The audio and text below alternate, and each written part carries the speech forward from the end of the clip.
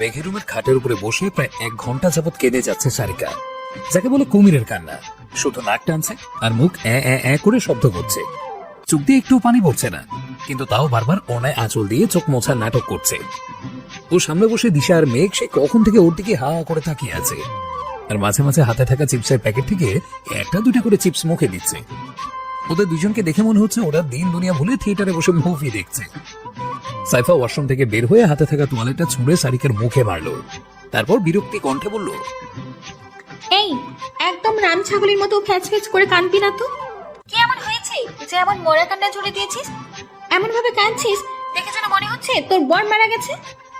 সারিকা তোয়ালেটা ফোরে ছুঁড়ে মেরে আর জোরে ব্যা ব্যা ব্যা করে কেঁদে দিল। তারপর দিশা আর মেঘকে উদ্দেশ্য করে বলল, দেখেছো আপি, এই রাক্ষসীটা সবসময় আমার সাথে এমন করে। ওকে দেখে আমার মাঝে মাঝে মনে হয় ও ওই আহিরের বাচ্চার ফিমেল ভার্সন। দুইটা একদমই একরকম, সবসময় আমার পেছনে লাগা ছাড়া এদের আর কোনো কাজ নেই। সাইফা তেড়ে গিয়ে বলল, সারিকার বাচ্চাও একদম বাজে বকবি না। আর আমার আহির ভাইয়ের নামে উল্টাপাল্টা কিছু বললে মেরে দাঁত ভেঙে দিব, গবেট কোথাকার। সারিকা আবারও জোরে ব্যা করে কেঁদে দিয়ে বলল, ওরে বাবা গো, এই নিয়ে ওই গুন্ডাদের ভার্সিটিতে যেতে যেতে নিজেও গুন্ডা হয়ে গেছে, আমাকে মারার হুমকি দিচ্ছে। ওরে এবার থেকে তো আমার নিজের ঘরে থাকতে হলেও সাথে বডিগার্ড রাখতে হবে। বলা তো যায় না কখন মেরে উপরে পাঠিয়ে দেয়। সারাপ গবেট একটা। ইচ্ছে তো করছে তোকে বেলকনি থেকে ধাক্কা মেরে ফেলে দিই। সারাক্ষণ শুধু সিরিয়ালের ন্যাকা ন্যাকা নায়িকাদের মতো ন্যাকা ন্যাকা কান্না কাঁদে। দেখ আমি এই রুমেই থাকবো না, এর এই ফ্যাচ ফ্যাচানি আমার একদম দেখতে ইচ্ছে করছে না। বলেই সাইফা রুম থেকে গটগট করে বেরিয়ে গেল। সারিকা আরো জোরে ব্যা ব্যা করে কেঁদে দিল। তারপর দিশা আর মেঘের দিকে তাকিয়ে দেখলো ওরা দুজন ওর দিকে হা করে তাকিয়ে আছে। সারিকা বলল, এত বড় হা করে আছো কেন? মুখটা বন্ধ করো, না হলে মশা পুরো গোষ্ঠী তোমাদের মুখের মধ্যে ঢুকে যাবে। দিশা একটা চিপস মুখে ঢোকাতে ঢোকাতে বলল, বোন, তোর এই ব্যাপা শোনাচ্ছি মশা খেয়ে মরে যাও ভালো। তোর এই বেসুরে গলার চিৎকার শুনতে শুনতে আমার কানের পার্সপাতি সব ঢেলা হয়ে গেছে, বিশ্বাস কর। সারিকা নাক টেনে টেনে বলল, তুমিও আমাকে এইভাবে বলতে পারলে আপুই? অবশ্য বলবে নাই বা কেন? তুমি আমার কষ্টটা কি করে বুঝবে বলো? জানো তখন গালটা আহির ভাইয়া যেভাবে চেপে ধরেছিল, মনে হচ্ছিল আমার দাঁতগুলো সব এখনই হাতে চলে আসবে। ইনফ্যাক্ট 2টা দাঁত এখনো ঠকঠক করে নড়ছে। যদি আমার দাঁত দুটো পড়ে যায় তাহলে কি হবে? আমাকে নিশ্চয় দেখতে একদম বুড়ি বুড়ি লাগবে। আমাকে আর কেউ বিয়েও করবে না। সারিকার কথা শুনে মেঘ আর দিশার চোখ বড় বড় হয়ে গেল। মেঘ অবাক কণ্ঠে বলল, তার মানে তুই এতক্ষণ কাঁদছিলি তোর দাঁত না থাকলে বিয়ে হবে না তার জন্য? আর আমরা 1 ঘন্টা যাবত কত কি ভেবেছি। বেয়াদব মেয়ে, তোর বিয়ে করার শখ আমি সারা জীবনের জন্য ঘুচাচ্ছি। ডিসি স্টোর রুম থেকে আমাদের হাতুড়িটা নিয়ে আয় তো, আজকে আমি ওর সব দাঁত হাতুড়ি দিয়ে পিটিয়ে ভেঙে দিব। মেঘের কথা বলতে দেরি হয়েছে, কিন্তু সারিকার পালাতে দেরি হয়নি। সারিকা সোজা খাট থেকে নেমে এক দৌড়ে রুমের বাইরে চলে গেছে। দুপুর 2:30টার দিকে মীরা রহমান সবাইকে খাওয়ার জন্য নিচে ডাকলেন। উনি আজকে হসপিটাল থেকে ছুটি নিয়ে তাড়াতাড়ি বাসায় এসে পড়েছেন। কলেজের প্রিন্সিপাল ওনার কাছে ফোন দিয়ে আহির মিহিরদের মারামারির খবরটা দেন। উনি কি করবেন বুঝতে না পেরে দ্রুত আহানকে ফোন দেন। আহান, হিয়ান, অভি 3 জন একসাথেই ছিল। ওদের কাছে ফোনটা আসার সাথে সাথে ওরা দ্রুত বাসের উদ্দেশ্যে বেরিয়ে পড়ে। তারপর ওখানকার ঝামেলা মিটিয়ে সবাই সোজা এই বাড়িতেই চলে এসেছে। আর ওদের আসার কথা শুনে মীরা রহমানও বাড়িতে চলে এসেছেন, সাথে জোর করে মোনা খানকেও নিয়ে এসেছেন। আহাদ খান আর আজম রহমান এখনো মারামারির বিষয়ে কিচ্ছু জানেন না, আর জানলেও কিছু বলবেন না, কারণ আহির আর মিহির হচ্ছে বিশ্ব ঘর তেরা। ওদের সারাদিন গালি দিলেও তাতে ওদের কিচ্ছু আসে যায় না। উল্টো ওদের বেশি গালি দিলে ওরা বেশি খেপে যায়, আর যেগুলো মানা করা হয় সেগুলো আরো বেশি বেশি করে। সবাই এসে একসাথে খাবার টেবিলে বসলো। এক পাশে আহান, অভি, সারিকা, সাইফা, হিয়ান বসেছে। আরেক পাশে দিশা, মেঘ, মিহির, আহির বসেছে। মীরা রহমান আর মোনা খান দাঁড়িয়ে দাঁড়িয়ে সার্ভ করছেন। মেঘ খেতে খেতে হঠাৎ অনুভব করলো ওর পায়ে কেউ স্লাইড করছে। আচমকা এমনটা হওয়ায় ওর ভীষণ লেগে গেল। ও তাড়াতাড়ি 1 গ্লাস পানি খেয়ে নিজেকে সামনে নিয়ে সামনের দিকে তাকালো। তাকিয়ে ওর মাথায় রাগ উঠে গেল, কারণ ওর ঠিক সামনেই টেবিলের অপর পাশে চেয়ারে আহান বসে আছে। মেঘ বুঝলো এটা আহানের কাজ, তবে আহানের ফেস রিঅ্যাকশন একদম শান্ত। ও চুপচাপ মাথা নিচু করে নিজের মতোই খেয়ে যাচ্ছে। তারপর ফোনের ক্যামেরাটা অন করে খুব সাবধানে সেটাকে টেবিলের নিচে ধরলো। মেঘকে এইভাবে ক্যামেরা অন করে টেবিলের নিচে ধরতে দেখে দিশা মেঘের কানের কাছে এসে ফিসফিসিয়ে বলল, ওই কি করছিস এসব? হঠাৎ ক্যামেরা অন করে টেবিলের নিচে ধরলি কেন? মেঘ ফিসফিস করে বলল, চুপ কর, ভিডিও করছি। তা টেবিলের নিচে কার ভিডিও করছিস শুনি? তোর জামাইয়ের? চুপ কর তো, শান্তিতে কাজটা করতে দে। দিশা বিরক্ত হয়ে বলল, আরে ধুর, কি করছিস বলবি নাকি সবাইকে তোর এই আজ করে কাণ্ডের কথা বলে দিব? মেঘ ফিসফিসিয়ে ঝাড়ি দিয়ে বলল, ওই আহানের বাচ্চা আমার পায়ে সুড়সুড়ি দিচ্ছে। আমি এখন ওর ভিডিও করে সবাইকে দেখাবো। সবাই ওকে সব সময় খুব আদর্শ ছেলে ভাবে, তাই না? আজকে দেখো তাদের আদর্শ ছেলে কতটা অসভ্য। হোয়াট? তুই এইসব ভিডিও সবাইকে দেখাবি? তোর মাথাটা কি খারাপ হয়ে গেছে নাকি? সবাই কি ভাববে বলতো? সেটা নিজের মুখটা বন্ধ রাখ, না হলে লাথি মেরে চেয়ার থেকে ফেলে দিব। খেতে খেতে হঠাৎ আহানের অবচেতন মন বলল ওর দিকে কেউ তাকিয়ে আছে। ও খাওয়া বন্ধ করে সামনে তাকাতেই দেখলো মেঘ ওর দিকে রগি চোখে তাকিয়ে আছে। মেঘকে দেখে মনে হচ্ছে আহানকে হাতের কাছে পেলে এখনই কাঁচা চিবিয়ে গিলে ফেলবে। হঠাৎ মেঘের এমন আজব রিয়েকশন দেখে আহান বোকা বনে গেল। ও ড্যাব ড্যাব করে মেঘের দিকে তাকিয়ে বোঝার চেষ্টা করছে মেঘ হঠাৎ কেন এইভাবে রেগে গেল। মেঘ ওর ফোনটা হাতে নিয়ে ভিডিওটা সেভ করে আবার প্লে করলো। সাথে সাথে মেঘের চোখ দুটো বড় বড় হয়ে গেল। দিশা ভিডিওটার দিকে তাকাতে শক খেল। ওরা দুজন হাঁ করে একে অপরের দিকে তাকিয়ে আছে। দিশা অবাক কণ্ঠে আস্তে করে বলল, ওই, এটা তো আহান ভাইয়ের পা নয়। দেখে তো মনে হচ্ছে কোনো মেয়েদের পা, পরনে লাল প্লাজো পরা। হ্যাঁ ইয়ার, এটা তো কোনো মেয়েদের পা, কিন্তু কথাটা শেষ করার আগেই মেঘের চোখ যায় আহানের পাশে বসে থাকা সাইফার দিকে। সাইফা মিহিরের দিকে তাকিয়ে ব্লাশিং হচ্ছে আর মিটমিট করে হাসছে, কিন্তু মিহিরের সেই দিকে বিন্দু মাত্র খেয়াল নেই। ও নিজের মতো করে খাওয়ায় ব্যস্ত। মেঘকে সামনের দিকে ওইভাবে তাকাতে দেখে দিশাও মেঘের দৃষ্টি অনুসরণ করে সামনে তাকালো। তাকিয়ে ও যা বুঝার বুঝে গেল। দিশার ইচ্ছে করছে এখানে এসে কড়া ঘড়ি খেতে। মেঘের ইচ্ছে করছে সাইফাকে মাথায় তুলে একটা আছাড় মারতে। দিশা কোনো রকমে হাসি আটকে সারিকার দিকে তাকিয়ে বলল, সারিকা, যদি কেউ চোর ধরতে গিয়ে নিচে রামছাগুলি প্রমাণিত হয় তখন বিষয়টা কেমন হয় বলতো? এতক্ষণ মনোযোগ দিয়ে সবাই সবার কাজ করছিল। দিশার কথা শুনে সবাই দিশার দিকে তাকালো, কিন্তু কেউ কিছুই বুঝতে পারলো না। মেঘ দাঁতে দাঁত চেপে সাইফার দিকে তাকিয়ে সারিকাকে উদ্দেশ্য করে বলল, সারিকা, যদি কেউ ভালোবাসায় অন্ধ হয়ে মেল আর ফিমেলের মধ্যে গুলিয়ে ফেলে তো? মেঘের কথাটা আর কেউ বুঝতে না পারলো সাইফা ঠিকই বুঝতে পারলো। ও তাড়াতাড়ি নিচের পা মেঘের পায়ের উপর থেকে সরিয়ে আনলো। তারপর চোখ মুখ খেঁচে ছোট করে দাঁত দিয়ে জিভ কাটলো আর মনে মনে বলল, যদি কেউ ক্র্যাশকে ছেড়ে ক্র্যাশের পনের পায়ে স্লাইড করে তো?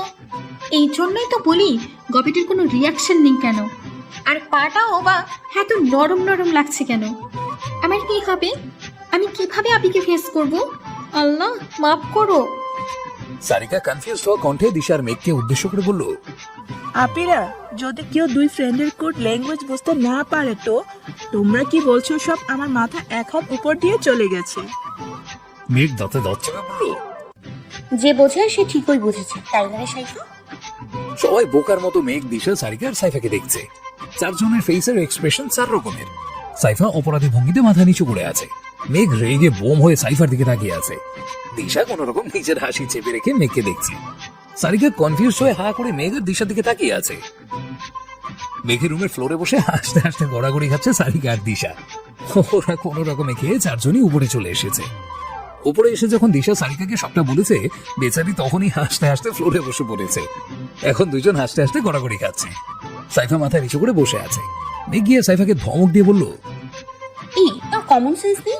এত বড় হয়ে গেছিস অথচ কোনটা মিহির ভাইয়ার পা আর কোনটা আমার পা তার মধ্যে তফাৎ খুঁজে বের করতে পারছিস না। সাইফা মাথা নিচু করে বলল, সরি আপি, ভুল হয়ে গেছে। যদি কানের গোড়ায় একটা দেই তাহলে পরের বার থেকে আর ভুল হবে না। সাইফা বাচ্চাদের মতো মুখ করে বলল, না আপি, মেরো না প্লিজ। আর এই ভুল হবে না। ইনফ্যাক্ট আমি আর কারো পাই কখনোই স্লাইড করবো না। শুধু তাই নয়, আমি আর তোমার ভাইয়ের উপর গ্রাসই খাবো না। দরকার হলে জীবনে কোনোদিন বিয়েই করবো না। তাও আমার মতো নিষ্পাপ বাচ্চাকে মেরো না। এইবারের মতো ছেড়ে দিলাম, পরের বার একই ভুল করলে একটা আছাড় দিব। একবার ভেবে দেখেছিস আজকে আমার জায়গায় যদি বড়রা কেউ থাকতো তখন কি হতো? Sorry Api. It's okay. বলেই মেঘ রুম থেকে হন হন করে বেরিয়ে গেল। রুমের বাইরে এসে ও ফিক করে এসে দিল। প্রথমে আহান করেছে এটা ভেবে মেঘের রাগ লাগলেও পরে সাইফা করেছে এটা জেনে ওর খুব হাসি পাচ্ছিল। এতক্ষণ অনেক কষ্টে হাসি চেপে রেখে মুখে একটা সিরিয়াস ভাব এনে রেখেছিল। মেঘ হাসতে হাসতে দেওয়ালের সাথে হেলান দিয়ে দাঁড়িয়ে পড়ল। হঠাৎ কেউ এসে মেঘে দুই পাশে হাত রেখে মেঘকে আটকে দিল। মেঘ তাকিয়ে দেখলো আহান। আহানকে দেখে মেঘের হাসি পালিয়ে গেল। আহান একটু মেঘের দিকে ঝুঁকে বলল, তখন ওভাবে আমার দিকে তাকিয়েছিলে কেন? মেঘ কাবা কাবা কণ্ঠে বলল, কখন? একটু আগে খাবার টেবিলে বসে। মেঘ একটা জোরপূর্বক হাসি দিয়ে বলল, কই না তো, আপনার নিশ্চয়ই কোথাও ভুল হচ্ছে।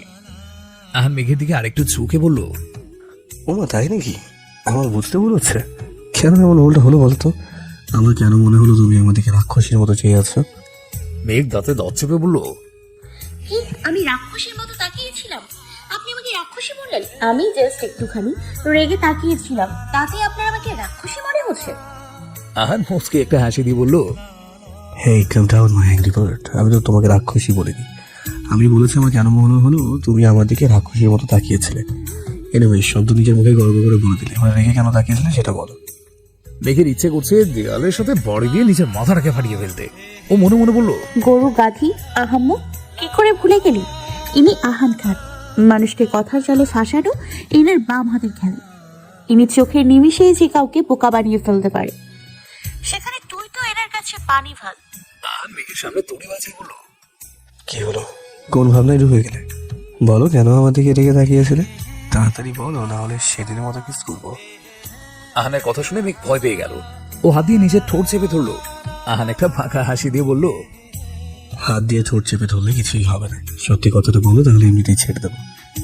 মেঘ কিছু না বলে শক্ত করে ঠোঁট চেপে ধরে রেখেছে। আহান মেঘের হাত দুটো দেয়ালে চেপে ধরলো। বুঝেছি তুমি ভালো কথার পেয়ে না। তোমাকে ভালোভাবে জিজ্ঞেস করলে তুমি এমনিতেও বলবে না। বলে আহান নিজের মাথাটা মেঘের দিকে নিয়ে যেতে লাগলো।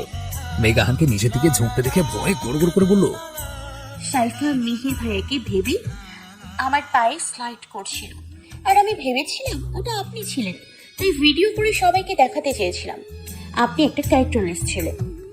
আহান মেঘকে ছেড়ে দিয়ে চিনচিয়ে বলল, হোয়াট? আহান এত জোরে কথা বলায় মেঘ ভয় পেয়ে গেল। ও কাঁচুমাচু করে নিজের মাথাটা নিচু করে হাত কচলাতে লাগলো। আহান কিছুক্ষণ মেঘের দিকে অবাক দৃষ্টিতে তাকিয়ে থেকে হা হা করে হেসে দিল। আহানকে এইভাবে হাসতে দেখে মেঘ ভ্রু কুঁচকে আহানের দিকে তাকালো। ও বুঝতে পারছে না হঠাৎ এমন হাসার কি আছে। আহান মেঘের কাছে গিয়ে আবারও দেয়ালে দুই পাশে হাত রেখে একটু ঝুঁকে বলল, তুমি আমাকে সবার সামনে ক্যারেক্টারলেস প্রমাণ করতে চেয়েছিলে, তা আবার তোমার পায়ে স্লাইড করছি সেটা ভেবে আমার ভিডিও করছো? তোমাকে নিয়ে আর পারা গেল না। ভেবেছিলাম বড় হয়ে গেছে, কিন্তু না, এখনো সেই পিচ্ছি আছে। মেঘ বোকার মতো চাহনি দিয়ে আহানের দিকে তাকিয়ে আছে। আহান মেঘের নাক টিপে দিয়ে বলল, ওরে পিচ্ছি, সেটা রেসর্টে তুমি আমাকে কি বলেছিলে মনে আছে? যখন তুমি আমাকে সহ্য করতে পারো না, তাও আমাকে এত বিশ্বাস করো। তাহলে ভাবো যারা আমাকে ভালোবাসে তারা আমাকে কতটা বিশ্বাস করে। আর তুমি আমাকে ক্যারেক্টারলেস প্রমাণ করার জন্য যে ভিডিও দেখাও না কেন, কেউ বিশ্বাস করবে না। উল্টে সবাই ভাববে এগুলো তুমি এডিট করে এনেছো। যদি বিশ্বাস না হয় তাহলে তুমি আমার সাথে নিয়ে যাও, ওখানে গিয়ে সবাইকে তোমার যা খুশি আমার তাকে বলতে পারো। আর আমিও তুমি যা বলবে তাই স্বীকার করে দেবো। তাও দেখবে তোমার কথা কেউ বিশ্বাস করবে না। মেঘ গাল ফুলিয়ে আহানের দিকে তাকিয়ে রইল। কারণ মেঘ নিজেও জানে যে আহানের ব্যাপারে বাসার কেউ কোনো উল্টাপাল্টা কিচ্ছু বিশ্বাস করবে না। সবাই আহানকে চোখ বন্ধ করে ভরসা করে। আহান নিজের দিকে আরেকটু ঝুঁকে ওর কানের কাছে এসে ফিস ফিসিয়ে বলল, আরেকটা কথা কি জানো করি, তুমি কষ্ট পাও বা সবার সামনে লজ্জাজনক পরিস্থিতিতে পড়ো, এমন কাজ আমি কখনো করবো না। তোমাকে কখনো কারোর সামনে ছোট হতে দেবো না। এতদিন যেভাবে দূরে থেকেও তোমাকে আগলে রেখেছি, এখনো ঠিক সেভাবেই আগলে রাখবো। তোমার গায়ে কেউ একটা আঁচড়ও দিতে পারবে না। বলে আহান মেঘের ঘাড়ে মুখ গুছল। তারপর শক্ত করে মেঘকে নিজের সাথে মিশিয়ে জড়িয়ে নিল। মেঘ চোখ বন্ধ করে জামার তুই কোনা খামচে ধরে মুষ্টিবদ্ধ করে রেখেছে। ওর হার্ট জোরে জোরে বিট করছে, নিঃশ্বাস দ্রুত ওঠানামা করছে। আহান বারবার আলতো করে মেঘের ঘাড়ে গলায় কানে লতিতে ঠোঁট ছোঁয়াচ্ছে। আহানের ঠোঁট যতবার মেঘের শরীরকে স্পর্শ করছে, মেঘ ততবারই কেঁপে কেঁপে উঠছে। লজ্জা, ভয়, ভালো লাগার সংমিশ্রণে একটা অনুভূতি কাজ করছে ওর মনে। ও জানে না এই অনুভূতিকে কি নাম দেবে, আর জানতেও চায় না। শুধু জানে আজকাল এই লোকটাকে বড্ড বেশি বিশ্বাস করতে ইচ্ছে করে। মনে হয় এই পৃথিবীতে যদি কারো কাছে মেঘ সবচেয়ে বেশি নিরাপদ থাকে তাহলে সে হচ্ছে আহান। কেন এরকম মনে হয়? কেন এই লোকটার প্রতি এমন অদ্ভুত অনুভূতি কাজ করে? কিচ্ছু জানে না। তবে মেঘ এই অনুভূতিগুলোকে মনের মাঝে প্রশ্রয় দিতে চায় না। এই পৃথিবীর মানুষগুলো যে বড্ড স্বার্থপর। এরা মুখে সবসময় বিশ্বাস আর ভালোবাসার কথা বললেও সময় আসলে ঠিক ইউজ করা টিস্যুর মতো ছুঁড়ে ফেলে দেয়। যেমনটা জেরিন করেছিল। নিজের স্বার্থের জন্য একমাত্র বেস্ট ফ্রেন্ড বোনকে সবার সামনে ক্যারেক্টারলেস বানাতেও দ্বিতীয়বার ভাবেনি।